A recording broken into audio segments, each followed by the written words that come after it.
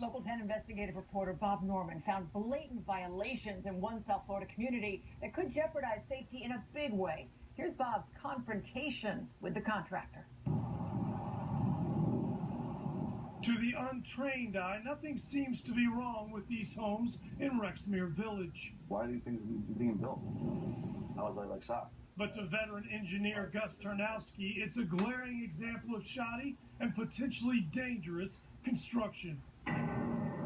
These things just rip apart like a aluminum foil in a hurricane. He's talking about the carports, which Tarnowski says are in blatant violation of Florida building code, with substandard fluted columns that could cause serious damage in a hurricane. So they're cutting corners at the expense of people's safety. Yeah. These things are going to fly apart. These things are going to be like missiles in the air when a hurricane comes. What you hear there is this fluted material. Look how flimsy and thin it is. Now this is what they're supposed to use. See how much thicker it is and safer. Now if you look down here, this flimsy stuff is being used up and down the street all around the neighborhood. This is code compliant right here. This is not code compliant.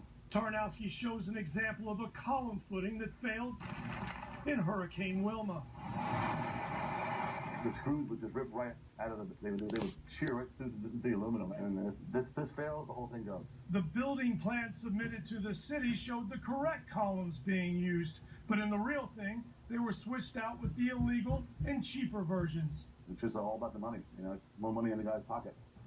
I don't know. This is Charles Clement, the contractor, who readily admitted wrongdoing. Who was responsible for going outside the plans and cutting these corners? Ultimately, I am.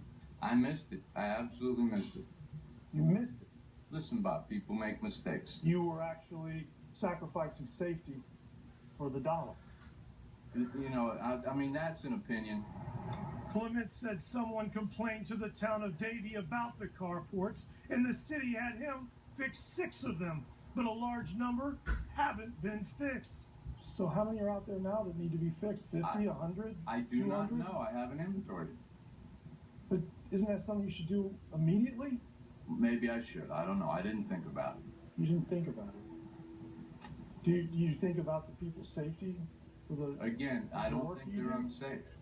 Isn't that why they don't meet code? Is because they're not safe. They don't meet Safe is an opinion. Yeah, they are not quite up to standard. You're right. Safe is an opinion? No, there's no question. There's a criteria, and we came in under the criteria. Are you going to go back and fix those? If the park asks me to, I certainly will. Do you know about the carport situation? At Rexmere, I was told to call landlord James Dale in San Diego, who didn't return my call. We had nothing to go on.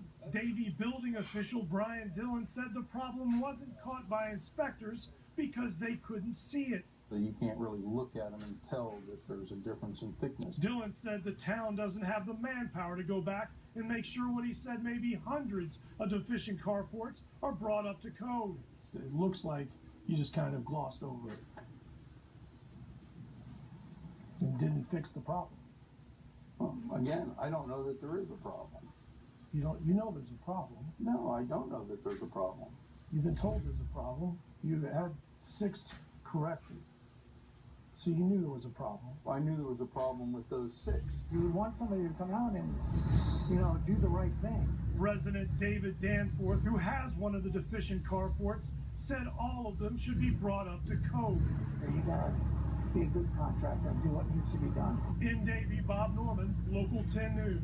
And while the town of Davie apparently isn't going to help homeowners like Danforth, building official Dillon told Bob that the hundreds of people with those deficient and potentially dangerous carports should contact the mobile home park and the contractor directly to demand they get what they paid for. Just days after his arrest on burglary charges,